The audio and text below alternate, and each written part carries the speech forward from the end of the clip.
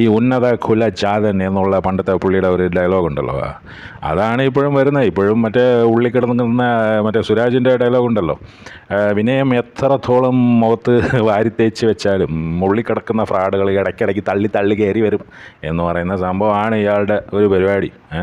എവിടെ പോയാലും ഇയാൾക്ക് അയ്യോ എന്തിനാണ് ഈ നമ്മുടെ തൃശ്ശൂർക്കാർ ഇയാളെ വിജയിപ്പിച്ചതെന്നുള്ളത് എനിക്കറിയാം. ഇതുവരെ പിടികിട്ടാത്തൊരു കാര്യമാണ്. പിന്നെ ഒരുപാട് ആൾക്കാർ ഇയാളെ സപ്പോർട്ട് ചെയ്യുന്നുണ്ട്. ആ ആൾക്കാർ എന്തിനാണ് സപ്പോർട്ട് ചെയ്യുന്നത്? അവർക്കും ഈ വക ചിന്താഗതിയൊക്കെ ഉള്ള ആൾക്കാരാന്ന് തോന്നുന്നു സപ്പോർട്ട് ചെയ്യുന്ന ആൾക്കാർ.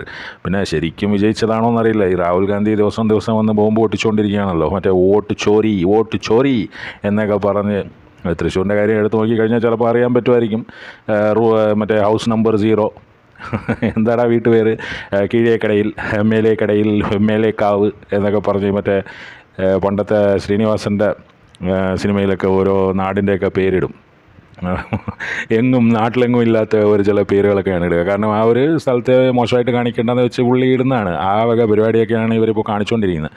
ഹൗസ് നമ്പർ 0 അവിടെ 8 ആൾക്കാരാണുള്ളത്, 8 പേർക്ക് വോട്ടുണ്ട്.